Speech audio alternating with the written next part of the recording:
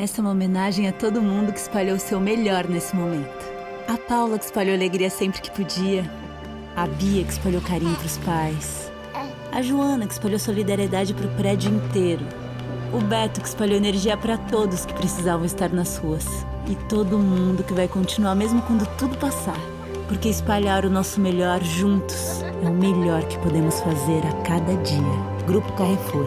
45 anos de parceria com os brasileiros. Parece que a Paula precisa de um paraquedas. Com Salesforce, marketing lhe envia um promo code. Vendas sugere o estilo perfeito. E o time de e-commerce facilita sua compra. Enquanto isso, o atendimento ao cliente responde todas as suas dúvidas.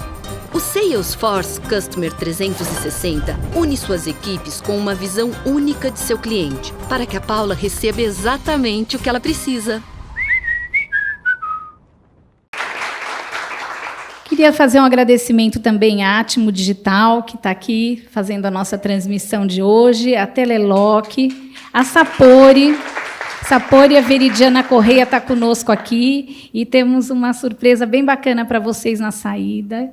E não queria dar spoiler, né? Mas rapidamente a Sapori lançou em parceria com o chefe Alex Atala, uma linha de refeições rápidas para a gente que trabalha muito, quando a gente quer comer algo equilibrado, bem executado, rapidamente no escritório, sem precisar pedir delivery e ficar aí cheio de transtornos.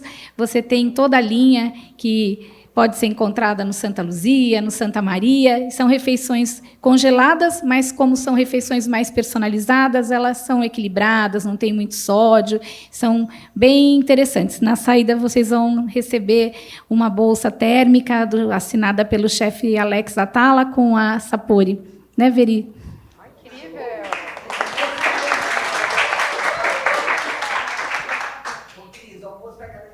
O almoço está garantido.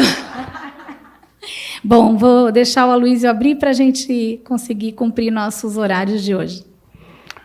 Olá a todas. Opa, está muito perto aqui. Tudo bom? Bom dia a todos e a todas. Eu queria, antes de abrir aqui o nosso debate, nossa discussão, falar com vocês o quanto eu fiquei indignado nesse fim de semana com os áudios que foram vazados na imprensa e nas redes sociais. É lamentável, em pleno século XXI, a gente ter que escutar aquele tipo de absurdo.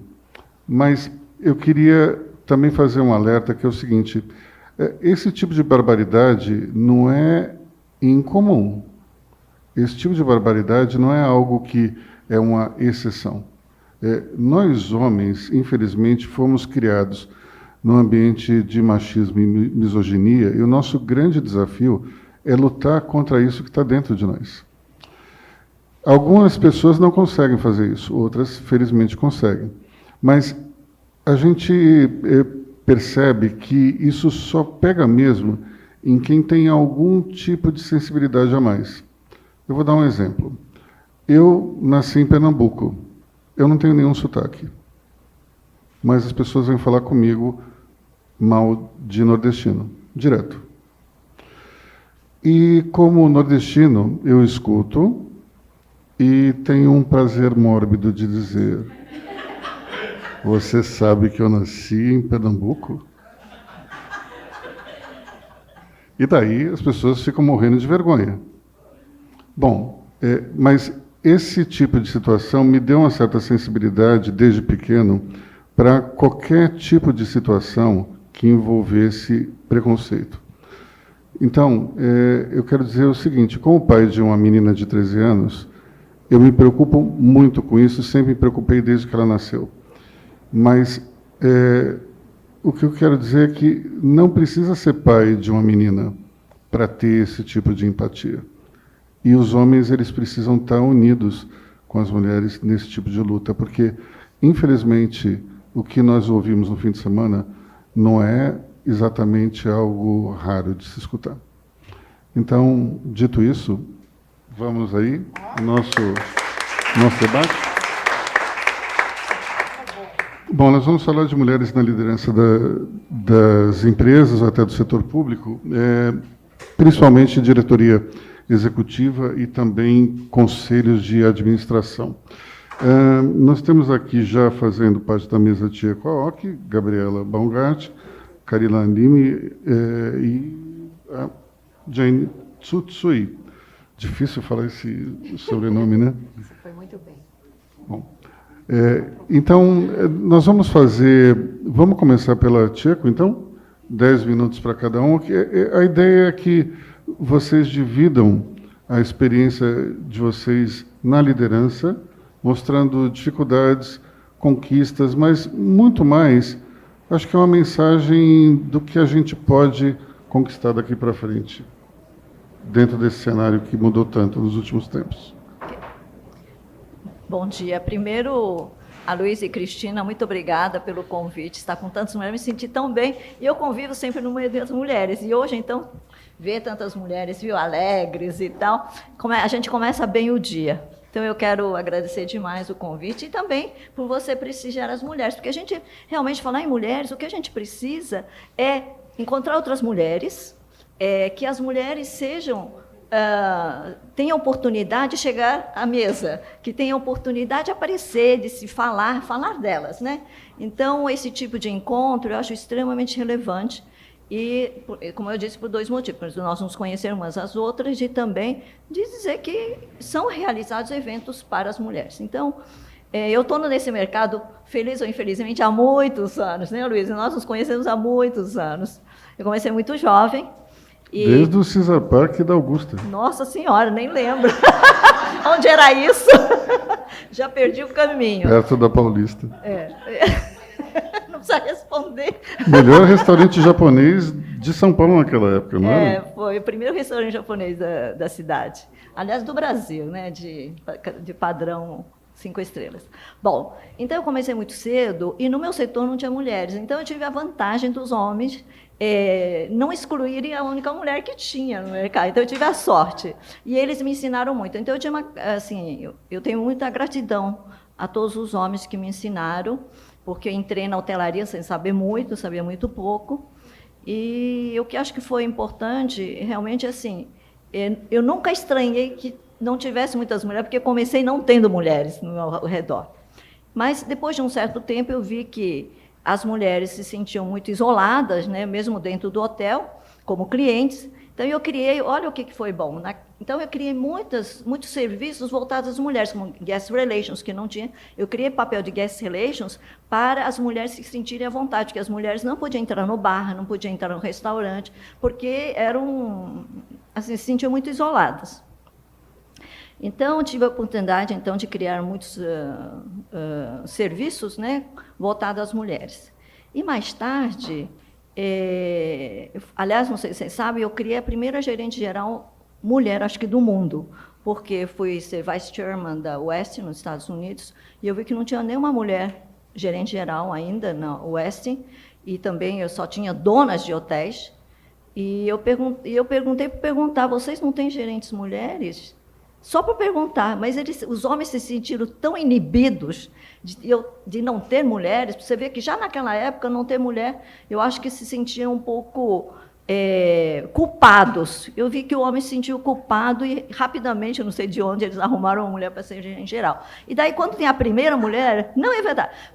Daí começou várias mulheres serem gerente geral. Então, eu acho que todas vocês, todos nós, somos muito importantes como alguém que aparece, que são predecessores, que estão criando caminhos. Eu acho que essa consciência, para mim, é uma das coisas mais importantes. Então, tudo que eu faço, né, dentro da minha carreira, eu penso nisso. Se alguém me abre as portas, que nem a Sônia, super minha amiga, a Luísa, elas me abrem todas as portas. Então, eu acho que um papel importante que todos nós temos é de abrir portas, oportunidades para outras mulheres. Eu faço isso na minha empresa, faço com minhas amigas e faço questão. Por quê? Uma coisa importante que eu tenho como minha visão sobre o mundo. As mulheres têm essa parte espiritual, que é o feminino, o homem também tem, mas eu acho que as mulheres têm mais naturalmente, que eu acho extremamente importante para a gente ter um mundo mais sereno, menos belicoso, menos agressivo, porque a mulher é contra isso. Então, e agora na pandemia nós vimos que quantas mulheres foram importantes, né? Margarita Alcomo e muitas mulheres, inclusive a Luísa fez um trabalho excelente, né? Porque são trabalhos de muita coragem.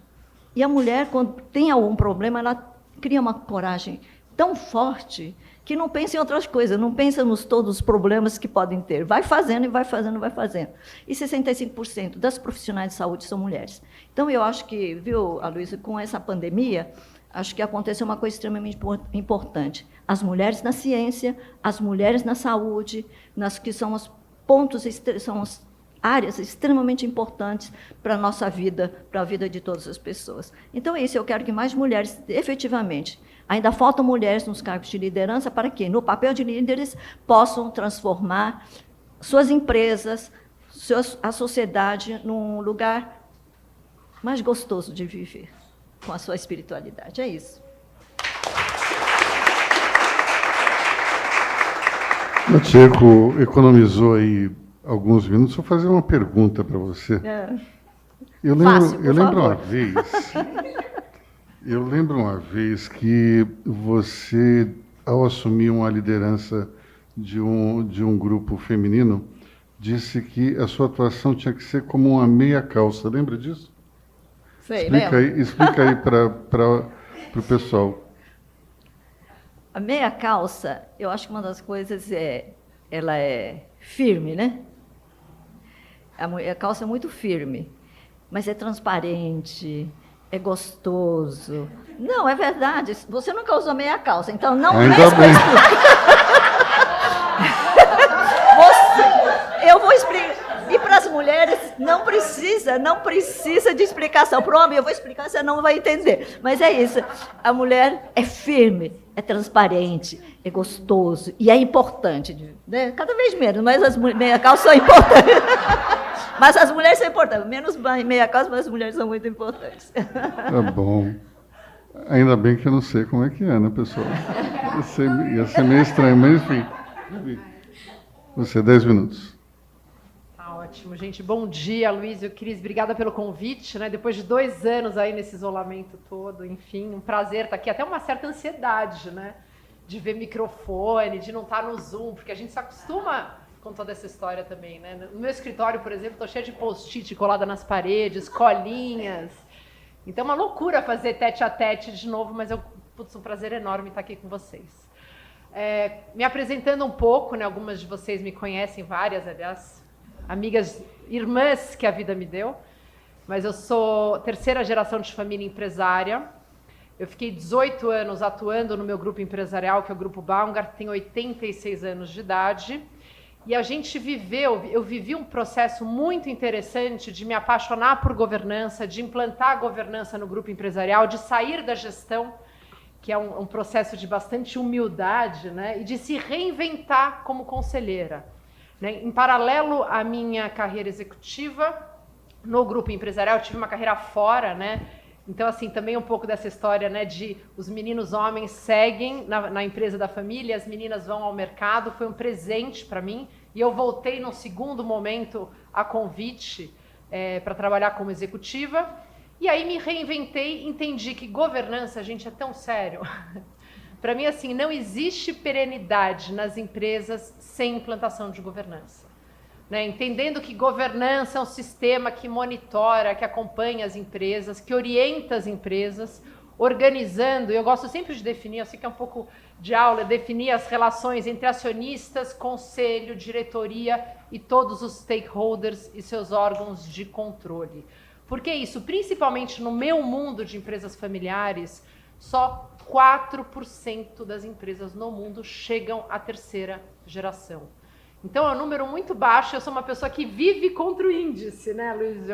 Então, assim, eu sou de família empresária, fui executiva, me reinventei, comecei a ser conselheira em outras organizações aos 35 anos de idade e fui aprendendo governança, né? Sou muito grata ao IBGC, onde eu fiz meu curso de formação de conselho, depois me certifiquei. Hoje, Claudinha, Elise e eu estamos aí no conselho deste mandato que se encerra agora em março. Então, me apaixonei por governança e uma das bandeiras que eu tenho é de ajudar famílias empresárias a passarem, a viverem esse caminho, Luísio. E entrando um pouco no nosso tema mulheres, né? Então, eu faço parte aí de um percentual na Bolsa, né? Na B3, tem uma pesquisa da Spencer Stuart acho que de 2021, falando que só das cadeiras de conselho das companhias listadas na B3, só 14,3% são ocupadas por mulheres. Tirando as suplentes, esse número cai para 11 e pouco. Eu sou péssima de vírgula, gente. E tirando as familiares? Não, de capital aberto na B3. Podem ser de controle familiar ou não, né? Temos vários, Magalu. Não, eu digo, tirando as mulheres que fazem parte da família controladora. Não, se eu tirar as mulheres que fazem parte das famílias controladoras, cai para 4%, né? Então, assim, para vocês verem o desafio, isso não é para ser demérito, né? Eu faço parte delas, né? Das acionistas que se formaram para estar numa cadeira de conselho, mas é um número muito pequeno ainda, né? Então, se você comparar mundialmente, a média mundial é de 27%.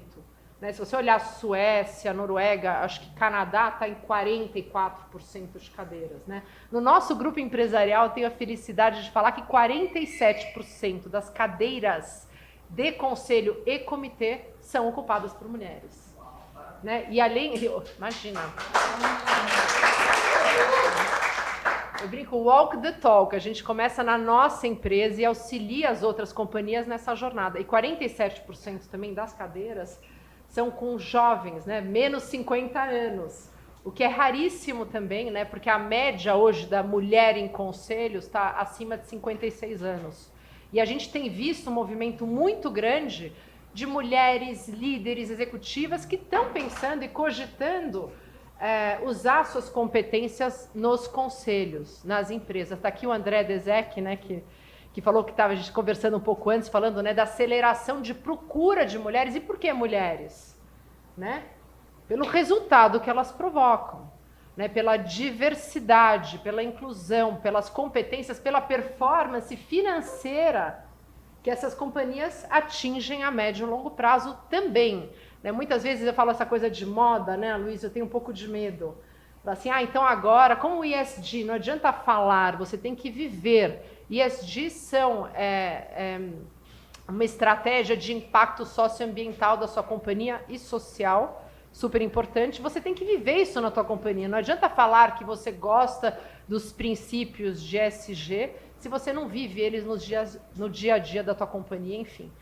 Então, as mulheres, acho que eu paro por aqui, né, para deixar para a gente depois fazer um debate, enfim, eu quero ouvir perguntas de vocês também. Então, essa é um pouco da Gabriela, né, então, e um pouco do que eu faço. Eu tenho a bandeira, sim, de mulheres, né, o próprio IBGC tem agora um programa, que é o PDEC, que ajuda mulheres se formarem em governança para atuarem mais fortemente em conselhos. Tem o Conselheira 101, que é um programa maravilhoso para negras, de inserção de negras também em conselho, que é, entre outros, 30% Club, enfim, vários movimentos que a gente acaba, né, que eu pessoalmente acabo me envolvendo como mentoria, enfim, como apoio a essas mulheres que estão por aí, muitas vezes precisam ser achadas, né, que era o que eu ouvia lá atrás, vários presidentes de companhia, presidentes de conselho, falavam, mas Gabriela, eu não acho. Onde estão elas? E hoje a gente sabe onde elas estão.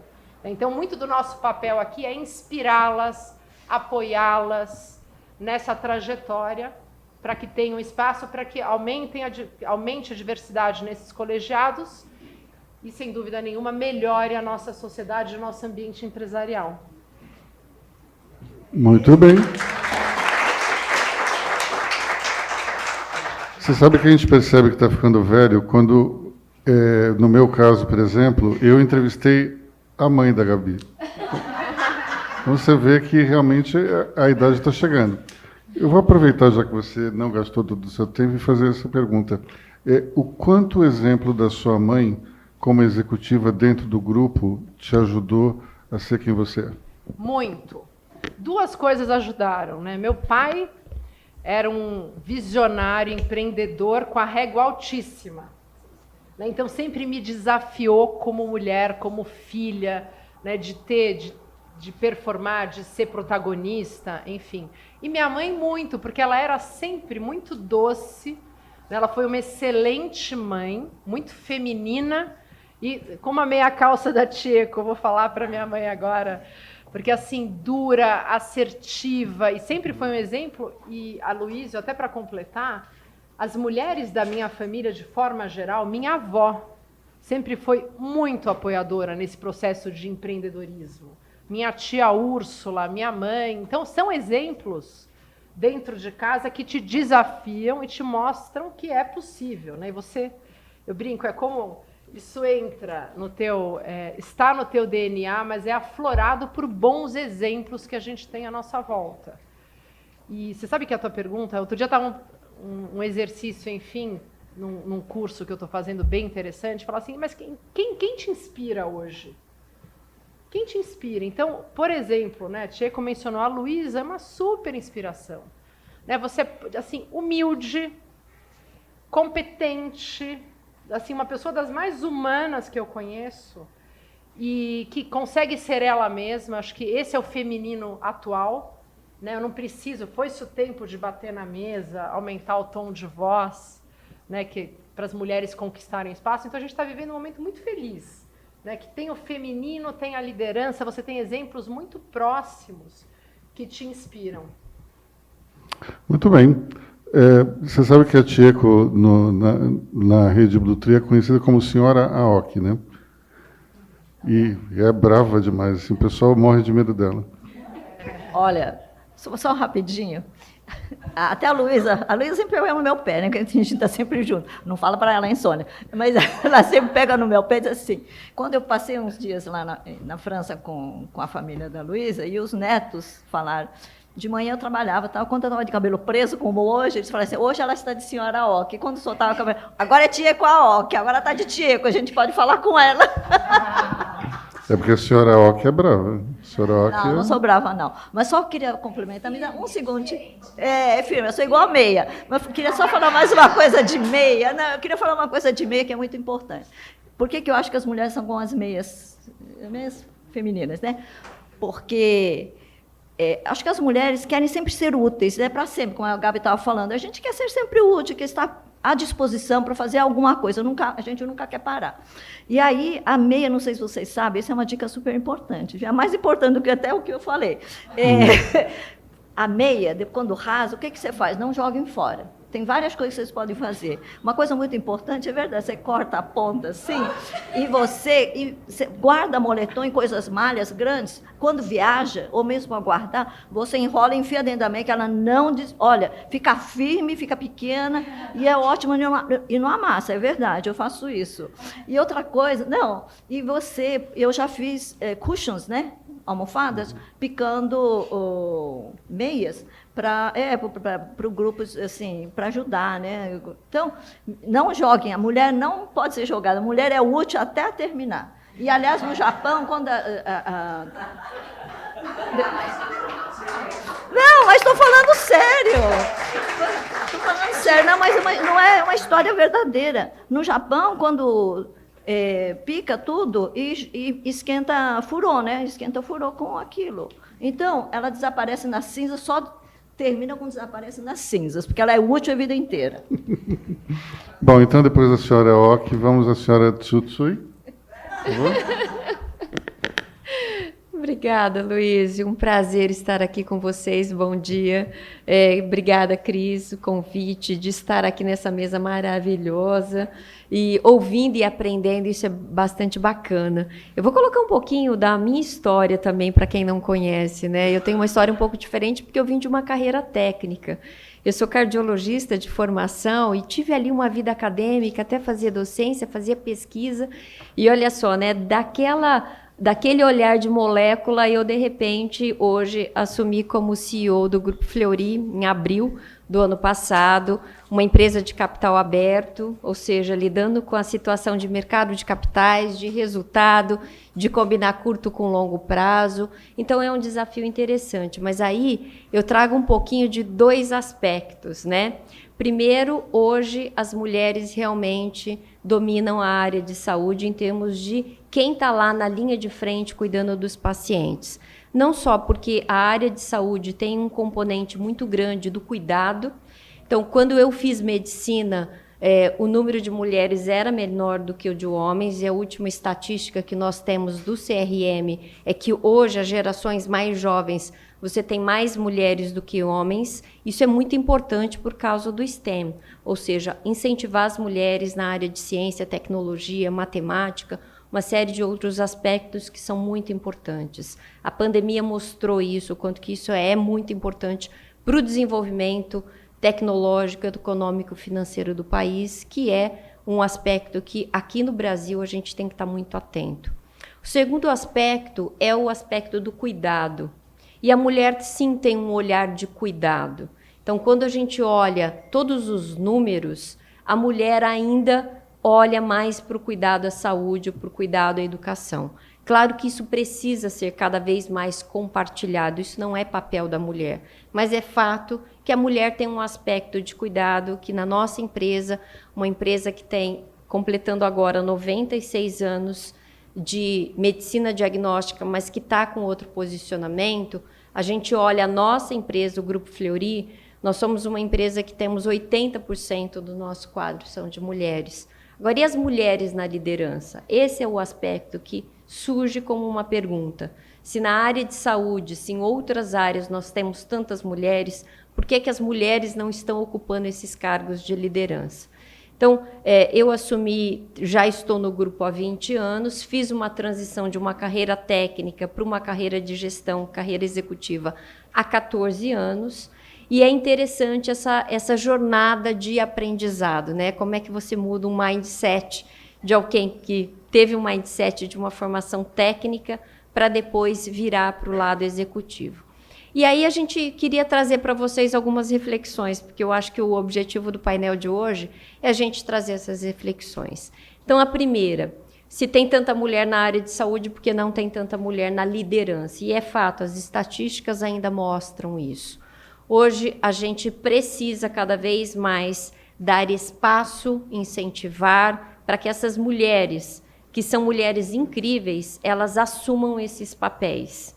E não vejam barreiras que, eventualmente, eu, por exemplo, como uma médica que era taxada de ter um cunho técnico, pudesse assumir um papel e falar com o mercado de capitais e mostrar resultado e fazer transformação e pensar em estratégia e tudo mais. Então, a tua capacidade de adaptar o teu mindset e esta visão holística de um sistema para outro, ela é muito grande. E a gente precisa incentivar as mulheres para que elas realmente assumam este papel e essa capacidade gigantesca que nós temos no Brasil e no mundo de mulheres assumindo essa liderança.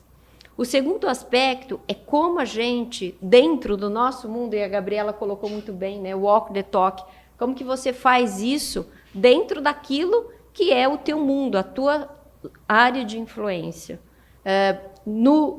Eu tenho cada vez mais olhado no Grupo Fleury, quando a gente olha cargos de coordenação acima, nós temos 67% de mulheres.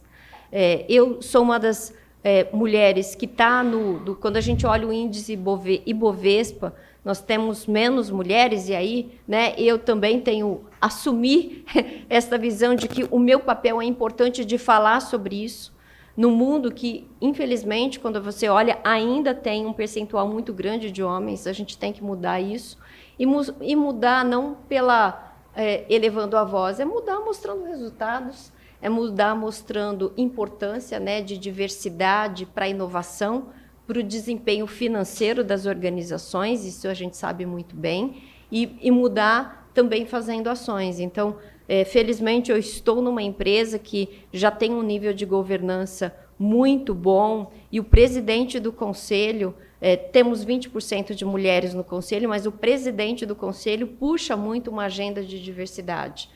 esse ano montou um comitê ESG, formado por 3 mulheres, e ele, como presidente do conselho, é o coordenador deste comitê, e temos colocado uma série de pautas muito importantes com relação à diversidade em todos os aspectos. Claro que a gente fala sobre, e hoje, né, falando de mulheres notáveis no Brasil e no mundo, a gente fala de mulheres, mas é muito importante que realmente a gente incorpore esse mindset de diversidade, não por um modismo, como a Gabriela falou, mas por uma importância muito grande daquilo que a gente vê realmente, de que isso traz mais resultado, de que isso traz mais inovação, de que isso traz desempenho.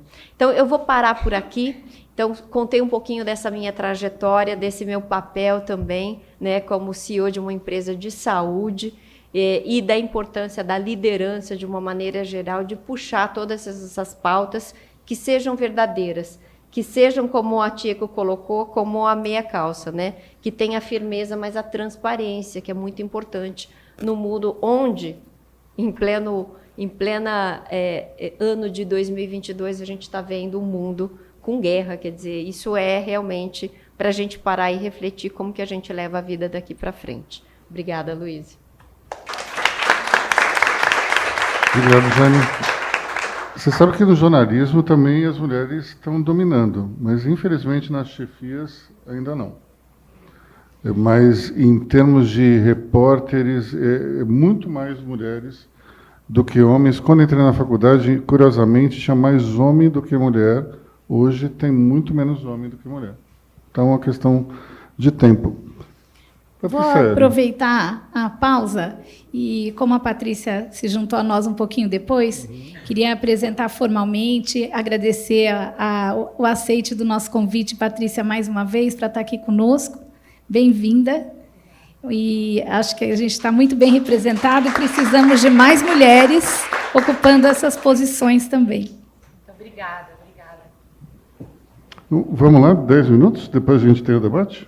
Vamos lá. Bom dia, muito feliz de estar aqui com vocês hoje, começando essa Semana das Mulheres aqui, né, no mês internacional das mulheres, ao lado de mulheres que eu admiro muito aqui, né, tá aqui, estou tentando ver se eu absorvo por osmose a sabedoria da Tieco sentando do lado dela, a Luísa, obrigada, todas vocês aqui.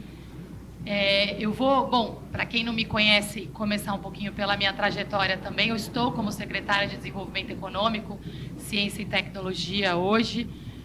Sou uma filha de um sergipano com uma mineira. A minha avó sergipana veio para São Paulo e migrou para cá mais de 60 anos atrás. Então, uma mulher guerreira aqui que veio num pau de arara para São Paulo com 16 filhos, e os criou sozinha aqui no bairro do Real Parque, perto do Rio Pinheiros. Então, cresci ali também com a expectativa de ver aquele rio limpo. Já vou contar porque que eu mencionei isso, que essa semana é uma semana muito especial. Também, por parte de mãe aqui, minha avó era índia, né? Não teve a chance de ficar com os filhos, porque meu avô garimpeiro levou os filhos dela. E minha mãe se despediu da mãe dela aos 6 anos de idade. E a gente não sabe, né, onde minha avó faleceu, onde ela foi enterrada. E ficou emocionada, né, porque a gente começa a lembrar a história das mulheres, da família, e não tem como não se emocionar. E hoje foi um dia muito emocionante para mim, porque a gente falou aqui do desafio das mulheres na liderança, e eu tenho uma hipótese, porque as mulheres batalham muito, né, e na pandemia, o empreendedorismo por necessidade cresceu muito. O maior desemprego foi das mulheres. As mulheres perderam emprego porque precisaram cuidar dos filhos, não tinham com quem deixar os filhos, e passaram a ficar em casa de novo. Mas hoje, mais de 40% das famílias no Brasil são sustentadas integralmente por mulheres divorciadas, como foi o caso da minha avó, e como é meu caso hoje, né? Eu sou mãe de gêmeas de 7 anos, tenho guarda compartilhada com o pai, mas quando as minhas filhas estão comigo, estão 100% comigo. Então, hoje de manhã aconteceu aquele perrengue imprevisto típico, né? Que eu tenho uma babá que me ajuda, e ela teve um problema e chegou atrasada. E eu falei, e agora, o que eu faço? Né? Então, aquela organização que tinha feito, eu voltei, fui fazer café da manhã, arrumo as filhas, não sei se saio, se fico, aí peço ajuda, chamo o Uber, você vai precisar levar as meninas, porque eu tenho que ir para o evento. E essa foi minha razão do atraso de manhã. Mas essa babá que está trabalhando comigo é filipina. E eu descobri que tem uma comunidade muito grande de filipinos aqui no Brasil. E ela mora aqui há 10 anos. Fala inglês só, e eu tô me comunicando com ela, é um desafio sempre. E eu descobri essa semana, conversando com ela, ela viu uma menininha de 2 anos passando, falou, nossa, parece com a minha neta. Falei, Mariane, mas você tem neta? Eu tenho 4 filhos. E onde eles estão? Nas Filipinas. E faz quanto tempo que você não vê seus filhos? 8 anos. E por que você veio para o Brasil? Porque aqui a gente consegue trabalho e eu consigo mandar dinheiro todos os meses para sustentar os meus filhos. E minha filha de 19 anos agora tem uma filha de 2, e eles estão usando meu dinheiro para comprar uma casa nova. Então, o desafio de todas as mulheres assim é silencioso. A gente não discute isso todos os dias. E eu me sinto uma privilegiada, porque eu estou aqui hoje, mas eu tinha babá, eu tinha uma faxineira, eu tenho essa ajuda, só que tem uma corrente por trás de todas nós, né? Uma se atrasa porque alguém se atrasou para ficar com o filho, o vizinho, e todos os dias são assim. Todos os dias tem uma corrente de mulheres se ajudando para que outras mulheres consigam sair para trabalhar, para que outras mulheres consigam chegar na liderança. E eu acho que um trabalho de reflexão que a gente precisa fazer agora é como é que a gente muda essa agenda de liderança. Eu penso, no meu caso, esses últimos 3 anos de governo, o sacrifício pessoal como mãe foi muito grande, porque a maior parte dos eventos são à noite, quase todos os dias existem jantares, quase todos os fins de semana nós temos eventos, e eu já criei uma série de artimanhas. Olha que eu sou super criativa. Às vezes eu levo as filhas, às vezes eu volto. É um desafio, e se para mim, que tenho toda a estrutura desafiadora, imagina para mulheres como a Mariane, que não tem estrutura nenhuma, né, que consegue hoje lidar com a dor de passar 8 anos sem ver os filhos, para que eles possam ter comida em casa, porque ela não tem as mesmas condições no país dela. Então, é um trabalho em cadeia que a gente precisa fazer. Esse é um mês que deveria ser feliz de celebração e está sendo um mês de grandes desafios. Os acontecimentos dos últimos dias foram muito chocantes, de mulheres sendo assim, desrespeitadas num nível máximo. E a gente aqui quer fazer diferente, a gente quer sempre dar o tom positivo, dar a estrutura necessária, mas eu acho que a gente precisa também refletir e entender o que a gente está fazendo errado e como é que a gente consegue mudar esse rumo para que, de fato, esse mês passe a ser um mês de celebração. Porque os números mostram que a gente não está melhorando. Um dos únicos crimes que cresceu durante a pandemia foi a violência contra a mulher e contra vulneráveis. Os espaços de liderança para mulheres não estão aumentando. E na pandemia, o empreendedorismo por necessidade feminino cresceu sem precedentes, 2 vezes mais do que o masculino. No governo, nós fizemos muito trabalho, né, contando um pouquinho ali do trabalho da secretaria. O governador João Dória deu muito espaço para mulheres, é o governo com maior percentual de mulheres na liderança. Hoje, mais de 60% dos cargos de gestão são femininos. Há uma série de políticas para mulheres. Na parte de empreendedorismo, nós lançamos o Empreenda Mulher. Nós estamos trabalhando para ajudar essas mulheres que passaram a empreender por necessidade, para que elas passem a empreender por oportunidade, para que seus negócios prosperem. Também incentivando mulheres para que participem na tecnologia. Hoje, nós temos pela primeira vez nas 3 universidades estaduais 3 vice-reitoras mulheres. É a primeira vez que isso acontece. Presidência dos institutos, das empresas públicas. Nós temos ali a Patrícia Iglesias na CETESB, nós temos a professora Liede no IPT. Então, esse cuidado de garantir que nós temos cada vez mais mulheres na liderança é nossa prioridade 24/7. E, em especial, mulheres negras. E o espaço começa na atração e na formação. Um caso aqui, para a gente terminar num tom inspirador e otimista, na semana retrasada, na última quinta-feira da semana retrasada, ao lado do vice-governador, nós fizemos a primeira colação de grau presencial da Universidade Virtual de São Paulo, que hoje já tem mais de 60 mil alunos e uma plataforma também à distância com 200 mil alunos. Nosso ecossistema de ciência e tecnologia teve um aumento de orçamento de mais de 50% desde o início da nossa gestão, exatamente para dar esse apoio para a formação de pessoas, em especial mulheres, com esse olhar para mulheres negras. E na entrega dos diplomas, presencialmente, tinham 2.000 pessoas recebendo o diploma, e nós entregamos para 178 pessoas, representando esses 2.000 que estavam recebendo. E foi muito emocionante, porque quase metade das pessoas que receberam diplomas eram mulheres negras. 90% estavam recebendo o diploma pela primeira vez em suas famílias. Na história de suas famílias, eram as primeiras pessoas a receberem um diploma universitário. Só que essas mulheres têm filhos, trabalham e encontraram tempo, eu não sei como, para conseguir estudar e receber um diploma. Eu nunca chorei tanto desde que eu entrei no governo, acho que é por isso que eu estou emocionada, mas foi um choro assim, de emoção, de ver a força daquelas mulheres e de olhar assim, e falar como elas conseguiram. Se eu não dou conta do meu dia a dia, da minha agenda, com toda a estrutura que eu tenho, como essas mulheres conseguiram chegar aqui e receber esse diploma. A primeira não era só uma mulher negra, ela estava representando a irmã, que faleceu uma semana antes de concluir o curso. E ela foi lá receber o diploma da irmã dela. Então, gente, eu acho que assim, a boa notícia é que força não falta, energia não falta, coragem não falta. Eu acho que a gente só precisa, às vezes, eu sei que é difícil no nosso dia a dia, mas conseguir parar, respirar e refletir um pouquinho, só para de vez em quando a gente conseguir fazer alguns ajustes de curso, para que a gente consiga, de fato, ano que vem, estar aqui só celebrando. E aí, esse é um desafio de homens, mulheres e de todos juntos. Porque se a gente não mudar a mecânica, a gente não vai ter mais mulheres também ocupando espaços de liderança. E eu sempre falo, cada mulher que vem abre um pouco mais de espaço para trazer outras. Hoje a minha fala é um pouco diferente. Esse é um desafio de todos nós, homens e mulheres. E aí, hoje, eu finalizo minha fala aqui com um pedido especial para os homens. A gente precisa da ajuda de vocês e a gente não está aqui para brigar, a gente está aqui para compor, para trabalhar juntos.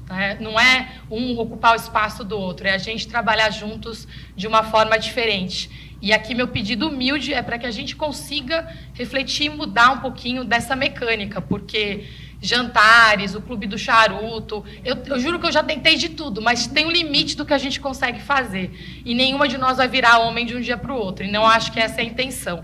Então, acho que se a gente conseguir começar a fazer negócios de um jeito um pouquinho diferente, a gente vai conseguir trazer mais mulheres mais rápido. Muito obrigada.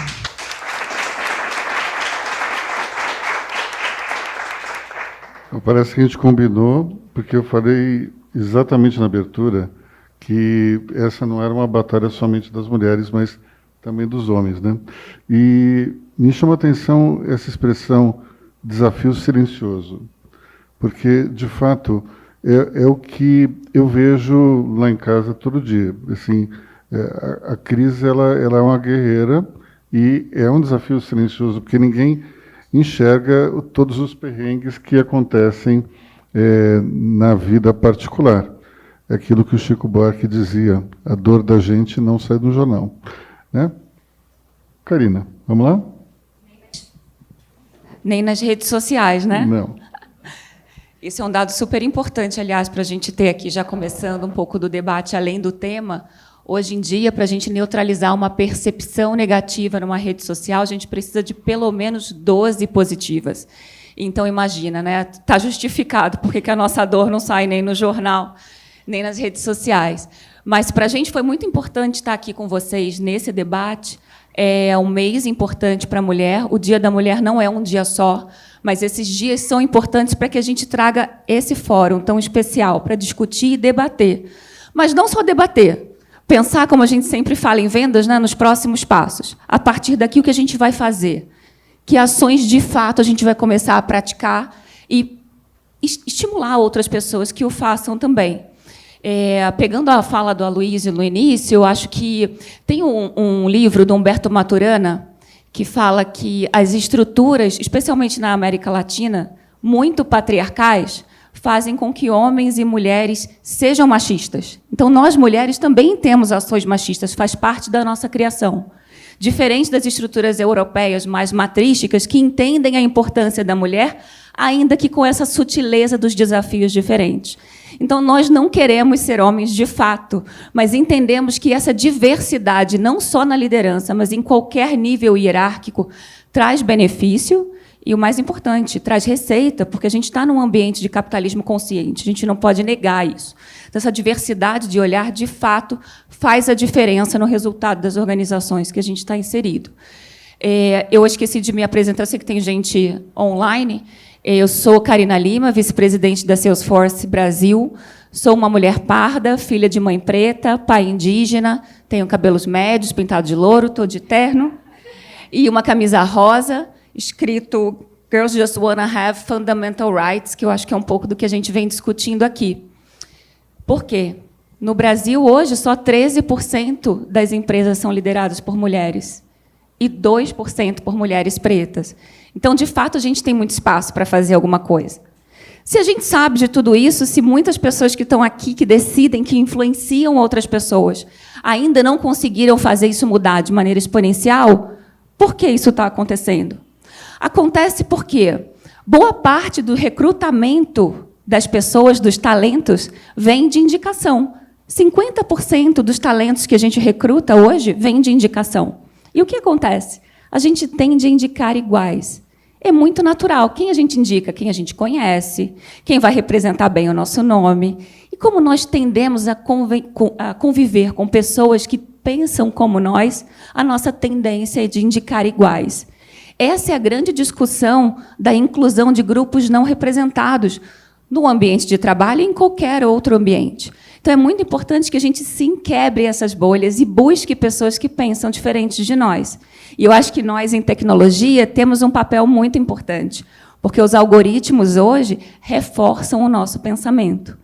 Então, a tecnologia tem um papel fundamental de ser, de fato, uma plataforma para a mudança do mundo, quebrando esses silos de homens e mulheres, de pretos e brancos, de ricos e pobres. Então, acho que esse debate é muito importante. Mas que a gente pense junto em que ações, a partir daqui, nós vamos tomar nos nossos pequenos grupos ou nos nossos grandes grupos, nos conselhos e nas lideranças, para que, de fato, a gente mude a realidade do Brasil. Já que nós, mulheres, aqui, não somos minorias, somos só não representadas, né? Assim como a população preta, que também é a maioria no Brasil e ainda assim não representada.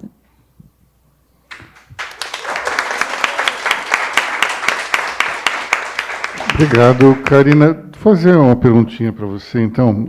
Que uma vez a gente conversou, a gente estava conversando aqui no escritório de Money Report, você falou que, e ali eu achei uma abordagem muito interessante, que você conversa com a sua equipe perguntando qual é o KPI de felicidade. Conta para o pessoal como é que é isso. Eu acho que a pandemia reforçou essa necessidade, né? O bem-estar dos nossos funcionários é fundamental para o engajamento. E eu acho que, na Salesforce, a gente teve um espaço muito grande para desenvolver isso. Salesforce tem um programa chamado 1% Pledge, onde a gente doa 1% do tempo, da receita e dos produtos, devolvendo para a comunidade que a gente recebe. Então, a gente usou esse espaço para transformar isso, de fato, em um ambiente saudável. Essa foi a ideia. Então, a gente criou um KPI de sorriso, conectado ao well-being, ações de voluntariado e ações de discussão dos temas de igualdade e diversidade dentro do nosso ambiente e com os nossos clientes também. E a gente mede mesmo esse KPI de sorriso, né? Então, se a gente vê que, na nossa pesquisa de funcionários, o nível de estresse está crescendo muito, isso aconteceu com todos nós, né? Por que não a gente tomar uma ação de fato para tentar diminuir esse nível de estresse? Então, a gente instituiu um dia de well-being, uma sexta-feira por mês, onde todos os funcionários param, de fato, para descansar. Isso foi nos ajudando a melhorar, através da pesquisa de satisfação dos funcionários, o nosso KPI de felicidade. Eu acho que a mulher tem esse papel, né? Você está chegando aqui emocionada, está chegando de um trabalho, e a gente para perguntar, de fato, se você está feliz? Não. A gente fala um oi, tudo bem? Eu tenho uma pessoa da família que até brinca que fala só bom dia. Porque você falar tudo bem, a pessoa, veja bem, né? Não está. Então, se não está, de fato, como ela vai produzir 100%? Como ela vai entregar o melhor dela? Como que a gente pode, de fato, tomar alguma ação para ajudar ela a resolver o problema com o filho em casa, ajudar a mandar o dinheiro para onde tiver que mandar, a ajudar a fazer isso para que ela, de fato, entenda que ela vai estar mais feliz ali, mais engajada, produzindo o melhor para a empresa, para os clientes e para a comunidade que ela está inserida. Obrigado. Eu vou abrir aqui o debate, começar com uma pergunta, fazendo uma ligação com aquilo que eu disse no início, que geralmente as pessoas se espantam quando eu digo que eu sou pernambucano, e geralmente eu escuto o seguinte: mas você nem parece. Então eu queria perguntar para vocês o seguinte: vocês já ouviram uma dessa, mas nem parece mulher? Gabi, você que trabalhou fora da empresa da sua família. Já ouvi várias coisas, né, Luísa? Inclusive, assim, por que você quer trabalhar? Né? Então, assim, coisas muito complicadas, mas eu entendo que a gente tem esse papel que você falou um pouquinho, né, de quebrar, de provocar, né, de não fingir que não ouviu, mas contrapor de uma forma educativa. Eu acho que esse é o nosso papel aqui. Né? Então, já ouvimos, e você sabe que tem uma informação super interessante, né? Eu estava estudando um pouco os números, e eu fiquei super chateada, porque assim, no ecossistema de startups brasileiros, só 4,7% das startups são fundadas por mulheres. E qual é o maior desafio? Né? Por que não mais mulheres fundadoras de startups? Por uma dificuldade de ter acesso a crédito. Então, para vocês terem ideia, né, do investimento ativo desse ecossistema, só 0,04% são destinados a startups fundadas por mulheres. Aí, quando você pergunta por quê, né, outra informação que eu fiquei, até me emociona, assim, que 72% das fundadoras que foram atrás de capital sofreram assédio moral. E foram desincentivadas, se sentiram menores, se sentiram incapazes de obter aquele capital. Né? Então, esse até, depois, se quiser, eu passo a fonte a vocês, mas eu fiquei super chateada. Né? Um pouco disso que você está trazendo, né? Esse inconsciente, vieses inconscientes que aparecem em algumas falas, desincentivos. É interessante a gente ir a fundo desses números, e até me comprometo em fazer uma matéria específica sobre isso, mas muitas vezes eu percebo eu fiz parte de um comitê que avaliava os investidores anjo, avaliando startups. E agora que você está falando, eu avaliei 30 negócios, nenhum de mulher. Não veio nenhum de mulher. Agora que eu me toquei disso. Impressionante. Porque não ia nem para o comitê. E a Luísa, a gente não via, né? Eu sou mentora e fui embaixadora da Endeavor, com Sônia aqui, nossa colega. E a gente falou, onde estão as mulheres? A gente quer um programa para aumentar, né? E aí a gente chegou nesses números, né? Então, nos sentimos responsáveis também. Sônia tem um fundo incrível, que é o Dona de Mim, né, de incentivo de microcrédito a mulheres empreendedoras, e é isso que a gente tem que fazer, né, dentro da nossa possibilidade. Complementando o que a Gabi está falando, que eu acho que é uma coisa extremamente importante. A Sônia, a Alice e Denise, algumas mulheres, e fundada pela Sônia, esse fundo Dona de Mim, é importante não apenas por causa do dinheiro, que é super importante, na formação de líderes, porque quando você é dona de você, quando você tem que criar suas ideias, seus projetos, aí é que você começa a formar líderes, você começa a formar pequenos... Então, se a gente quer mais mulheres líderes, eu acho, Sônia, parabéns, porque é aí que você começa, além de você criar esse fundo, dar condições para as mulheres fazerem seus negócios, e que é o primeiro pequeno negócio que vai crescendo, né? Tem que começar pequeno mesmo, não tem jeito. Mas você forma grandes líderes fortes, como as meias. Então, realmente, mas é importante, porque eu acho que o Fundo Dona de Mim, para mim, é um dos maiores projetos na formação de mulheres líderes, porque é um fundo só para mulheres, não é, Sônia? Então, Alice, Sônia e outras mulheres estão de realmente parabéns. O ano passado nós Ana falamos, também. né, Sônia? No evento Isso de é mulheres importante. do ano passado, até a Sônia participou de um debate onde o foco foi realmente nesse projeto e nessa capacitação, porque não adianta você ter o capital e não ter Sem a o apoio, capacitação. né, Cris? Né? O Exatamente. capital sem capacitação pode levá-la a se frustrar e a um negócio mal sucedido. Então, admiro muito a Sônia, Alice, Luísa, e tantas outras, Tati, que está aqui, tantas mulheres que, na verdade, elas estão à frente. Não é só dar o apoio moral ou o apoio financeiro, mas doar o que é mais precioso, que é o tempo de auxiliar, ajudar com os exemplos, a formar essas pessoas para que elas, de fato, possam ser bem-sucedidas e se sentir realizadas e com o propósito do seu negócio, de fato, sentir essa realização, né? Patrícia, dentro da estrutura pública, como é que a gente pode avaliar isso tudo? Porque você é uma mulher comandando a secretaria, funcionários públicos, como é que é essa dinâmica? Na nossa secretaria, inclusive, a gente quebrou um padrão, né? Porque é uma secretaria de desenvolvimento econômico, é uma área que historicamente sempre foi comandada por homens.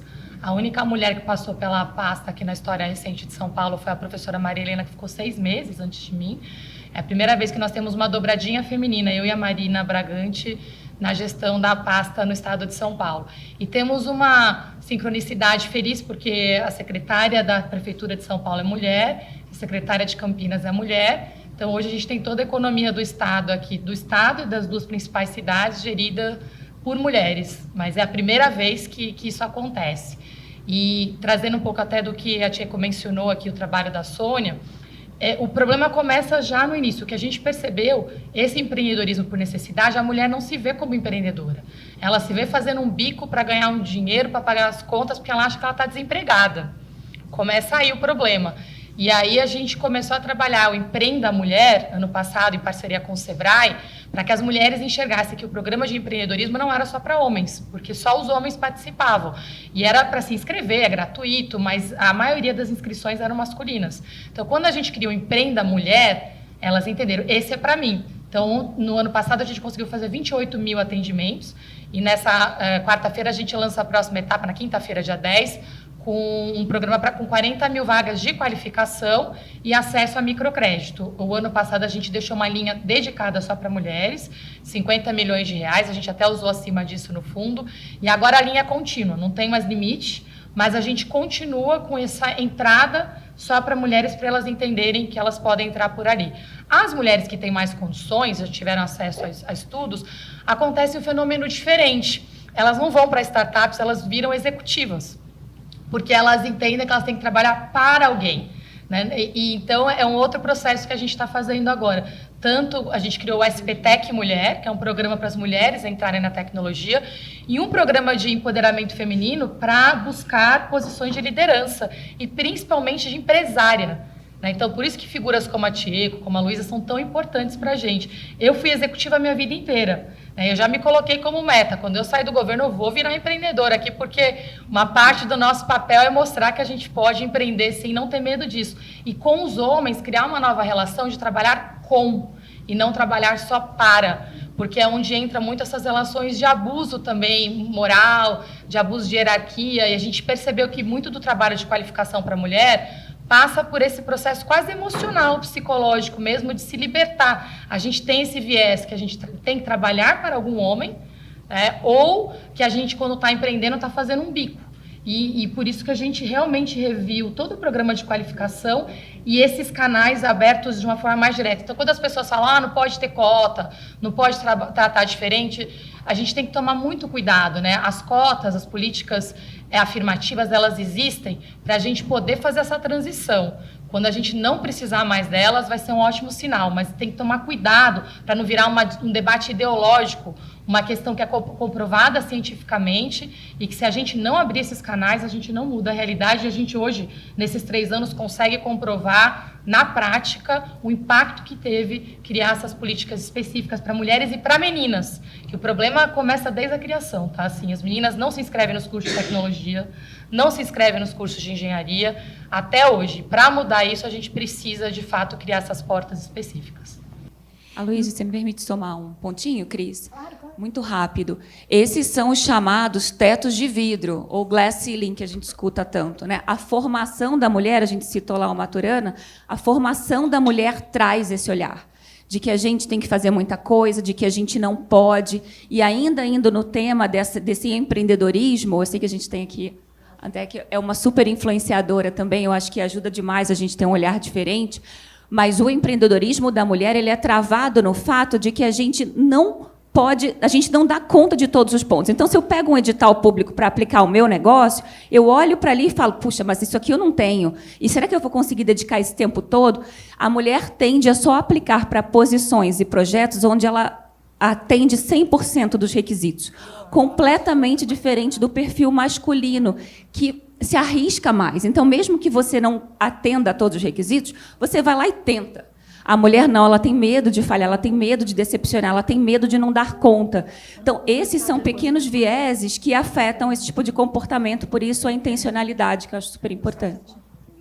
Nós temos alguns homens aqui hoje, até queria citar o André Freire, que pode ser um ótimo parceiro, Patrícia, para ajudar nessa identificação dessas mulheres e capacitação.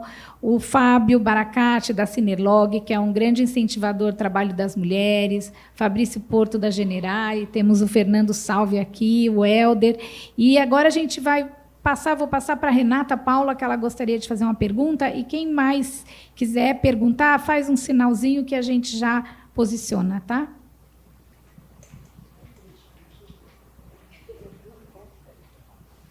Vamos lá. Eu trabalho em 2 áreas diferentes da minha vida. Primeiro, eu tenho um instituto, eu trabalho no terceiro setor. Eu tenho uma casa na Cracolândia. E eu posso dizer que a realidade da Cracolândia é dirigida por mulheres, sim. Temos 11 instituições no centro, 6 são dirigidas por mulheres. Porque não tem outra opção. É a mulher que está lá, é a mulher que faz. E quem dá a comida para o filho é a mulher. Não adiantou. A pandemia veio para mostrar que não existe problema. O homem vai para a bebedeira e a mulher vai para o tanque, vai lavar roupa, vai atrás, vai buscar a cesta básica, vai correr atrás de marmita, e é a mulher que faz. E a maior invasão que a gente tem no centro, que é a invasão da Marcela, comunidade da Marcela, fica embaixo do viaduto Rio Branco. São 78 famílias com 2 banheiros. Um banheiro de cada lado, um masculino e um feminino. Tá sem som? Tá? Quem quiser conhecer, eu convido, eu levo.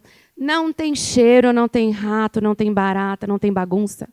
Na entrada, a Marcela escreveu as ordens na parede. Proibido homem sem camisa, criança desacompanhada, animal pet. É uma ordem que vocês não têm noção. Os banheiros separados para não ter violência com as meninas. E tudo acontece. E ela quebrou uma parede e enfiou todo mundo lá dentro porque não tinha onde ficar. Dos 78 barracos, 60 são de mulheres que cuidam dos filhos. Onde eu trabalho, no Instituto Sonho, são 800 e poucas crianças. Pós-pandemia, tivemos um trabalho incrível, porque as crianças comiam na escola ou comiam no projeto. A escola fechou, o projeto fechou, eles batiam na porta pedindo comida. E aí eu agradeço a Sapori, porque foi com a ajuda da Sapori que a gente começou a entregar 1000 refeições por dia. Porque eu falei, não adianta a gente levar a cesta básica, eles não têm estrutura para fazer aquilo virar comida. Tem que levar a refeição pronta. E aí, como a gente já está lá há mais de 10 anos, com autorização do tráfico, a gente entra na comunidade e eu entrego a comida para as crianças. E assim, foi o caos a pandemia, foi o caos. Porque a gente perdeu o contato dia a dia com as crianças e várias foram trabalhar para o tráfico. Mas quem segura a comunidade é a mulher. E a mulher não se vê empreendedora, ela se vê fazendo um bico. Então, ela cuida dos filhos, ela cuida da casa, ela cuida de tudo.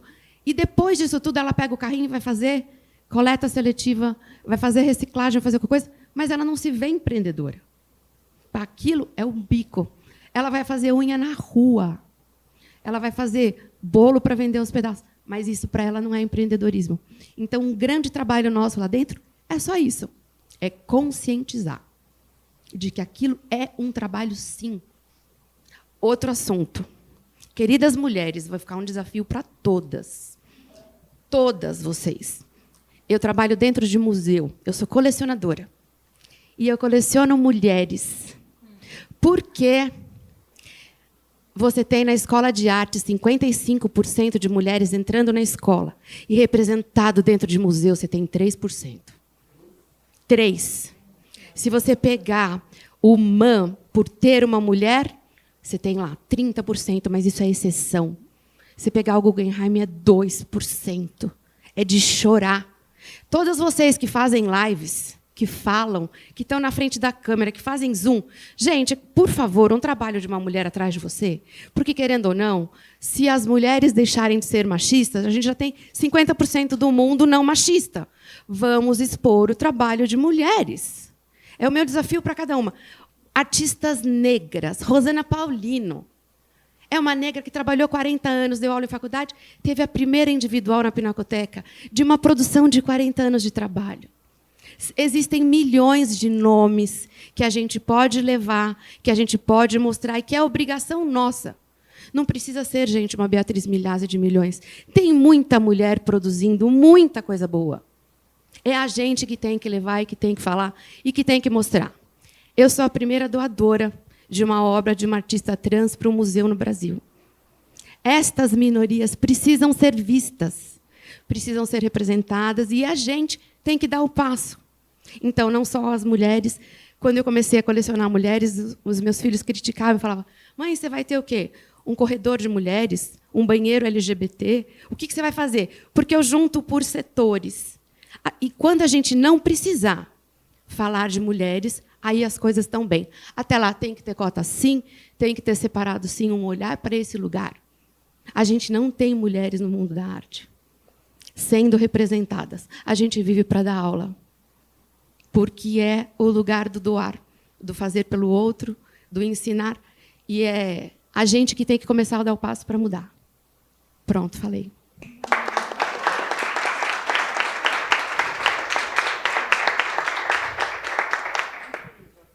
Oi, bom dia. Parabéns, né? Que belíssimo painel, que a Chequinha aí com a nossa meia calça, adorei, Checo.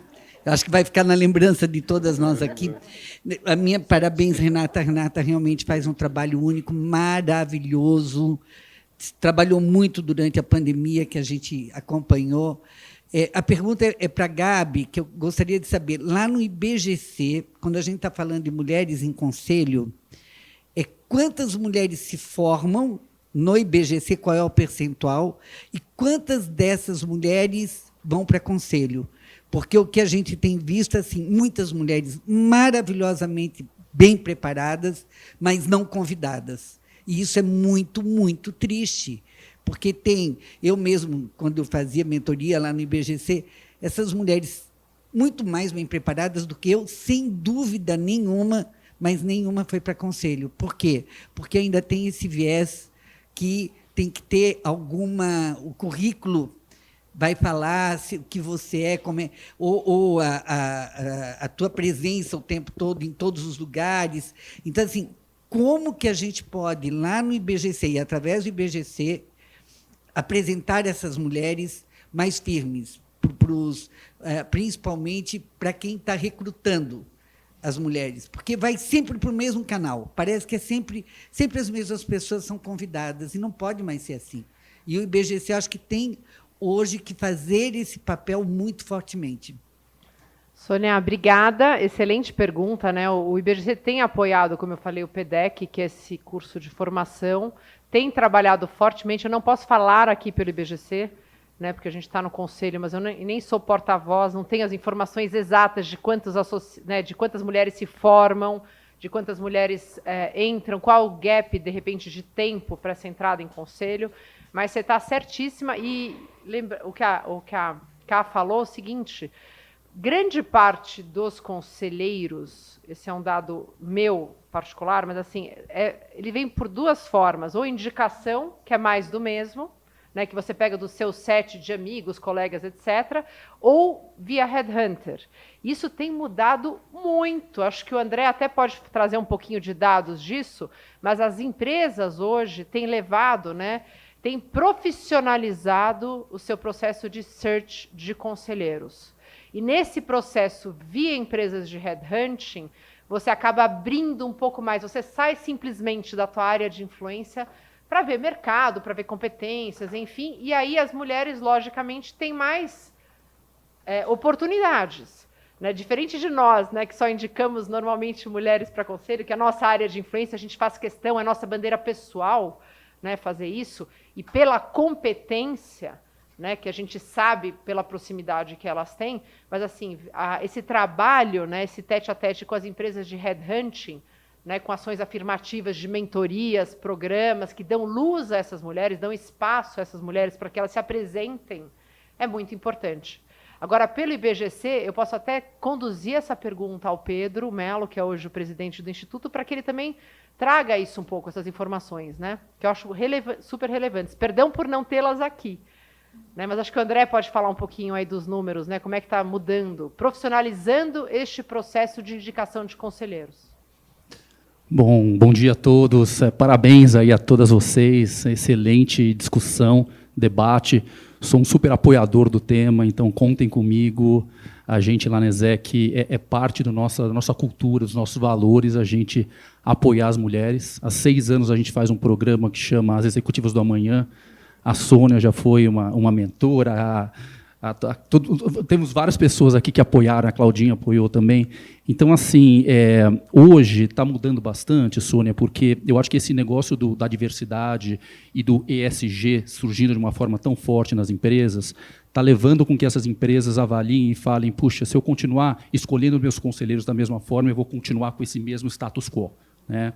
Então, a gente vê casos, por exemplo, que empresas que nunca vieram para uma empresa de hunting, uma consultoria de hunting, para pedir e que estão pedindo. Eu preciso trocar um conselheiro, ou empresas que estão abrindo capital e nós estamos montando o conselho. E é incrível, né, como você traz pessoas que essa pessoa, ela vai enxergar essa pessoa de uma forma totalmente diferente, ela vai falar, puxa, eu nunca chegaria nessa pessoa. Não é o tipo de perfil que passaria por mim. Eu vou dar um exemplo, eu estou montando o conselho agora do Instituto Ayrton Senna. A Viviane Senna, ela tem o seu conselho grande, eu estou montando um conselho de administração para a família, né, porque a família, de alguma forma, está passando por uma sucessão. E ela falou, André, eu conheço todo mundo, o resto do mundo me conhece. Então, seria muito fácil para mim levantar 10 nomes agora e fazer. Por que eu estou pagando para você fazer isso? Porque eu quero que você traga gente que eu nunca chegaria. Pessoas totalmente diferentes, pessoas que vão me trazer uma visão complementar e vão me apoiar. Então, é muito bacana como a gente vê isso. E o segundo ponto é a quantidade de requisições que eu tenho. Então, fora o nosso DNA, requisições que eu tenho de trazer mulheres. Então, hoje, eu diria para vocês que 85% dos processos seletivos que a gente tem para conselho, os meus clientes, eles nos obrigam a trazer mulheres na nossa lista, né? Então, como é que a gente faz isso, levando em conta que a pirâmide ela vai afunilando e você tem menos mulheres lá em cima para escolher, né? Tem mulheres maravilhosas, mas tem muito mais homens. E levando em conta que todos os homens também querem participar de conselho né, eles dão um fígado para participar de conselho. Então, a gente faz isso como? Entrevistando essas mulheres de uma forma proativa. E a gente colocou cotas dentro da empresa, no sentido de todos os sócios são obrigados a entrevistar, no mínimo, uma mulher por semana, de nível de conselho. Obrigado, senão, no bônus, vai tomar uma... né? Todos os meus pesquisadores são obrigados a trazer nos processos seletivos mulheres. Qualquer processo seletivo que você faça na ESEC vai ter lá um índice de diversidade de quantos candidatos diversos eu trouxe. Então, a gente foi trazendo esses índices, né? E, para dar um número para vocês, em 2019, nós contratamos em conselhos, nós fazemos, para vocês terem uma ideia, ano passado a gente fez 220 posições de conselho. Então, acho que nós somos a consultoria que mais faz posições de conselho consultivo e administrativo. O ano passado, 35% foram mulheres, que é um número muito alto em relação ao mercado, né? E a gente consegue isso através disso, dessas cotas, desse trabalho, dessa vontade de ajudar, porque não vem sozinho. Então, está mudando muito. Tá um momento muito bom para as mulheres, tem uma requisição dos clientes, e esse mundo novo de ESG está trazendo uma visão de que eu preciso de alguém que eu não traria de uma forma mais de amigos naquele círculo. Obrigado, viu? Parabéns a vocês. Obrigado. O Aloysio, eu participei da turma 9 da formação de conselheiras da ação. Posso assistir sua apresentação? Aliás, adorei. E a Cris e o Securato faziam um trabalho muito interessante no início dessa formação de conscientizar aquelas mulheres que são incríveis de que elas, de fato, são incríveis. Eu acho que isso é sensacional de você ver a diversidade. Vamos trazer mulheres? Vamos, mas cada uma soma de um jeito diferente. Então, tem profissionais de todas as áreas, de todas as idades, de todas as formações, e elas certamente contribuem com esse olhar da diversidade, com a provocação que hoje a gente precisa do conselho, que não é de pensar igual ou de aprovar o que você pensa, né? Então, acho que isso é muito legal. Bom, eu vou encerrar esse nosso primeiro painel. Primeiro, falando de um meme que surgiu aí nas redes sociais e que foi postado num grupo que eu faço parte dos ex-colegas do primário. Quando eu falo primário, eu entrego a minha idade. Então, um dos meus ex-colegas postou lá um quadrinho no qual tinha várias fotos de mulheres que são ministras da Defesa do Canadá e de outros países da Europa. E embaixo, escrito assim, ministro da Defesa da Rússia. Um cara super carrancudo. E daí ficou aquele silêncio no grupo durante uns 15 minutos, até que eu respondi assim, e daí? Eu tenho certeza que você tem mais medo da sua mulher do que de qualquer valentão do MMA. E daí todo mundo caiu na gargalhada e ele mesmo admitiu. Então, é interessante porque esse tipo de preconceito ele está arraigado em todas as camadas sociais, em todos os segmentos da sociedade, e a gente tem que sempre que dar um puxão de orelhas naqueles que se atrevem a colocar para fora. Mas o problema, eu repito, não é somente reprimir, é conscientizar. Sem uma conscientização, vai sempre escapar áudios como esses do fim de semana, horrorosos. Para encerrar, então, esse painel, eu queria fazer uma homenagem a duas mulheres. Uma delas, ela em 1953 entrou na faculdade de Biologia, foi a primeira mulher a estudar Biologia na Universidade Federal de Pernambuco e a primeira da sua família a ter um diploma universitário. Quando ela se separou do seu marido, ela voltou à universidade, fez o mestrado na USP e trabalhou no Instituto Biológico. Essa é a minha mãe.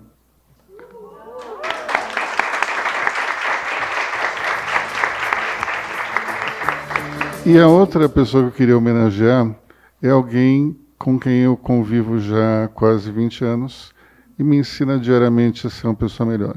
E essa é a Cris.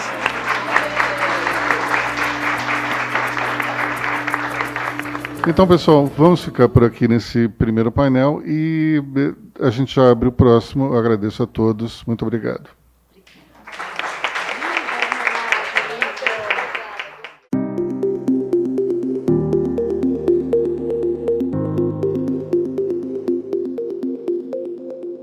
Money Report tem apoiado desde a sua fundação o protagonismo das mulheres no mercado de trabalho. Estamos orgulhosos de ter em nosso conselho participação de 4 mulheres. 60% dos nossos colaboradores são mulheres e entrevistamos as mais importantes executivas do país. Nessas ocasiões, debatemos o papel delas para o aprimoramento do ambiente de negócios, discutimos os desafios impostos às profissionais e apresentamos caminhos para que elas possam ocupar cada vez mais espaço no mundo corporativo. Esta é a nossa homenagem às mulheres que estão ajudando a construir um país melhor.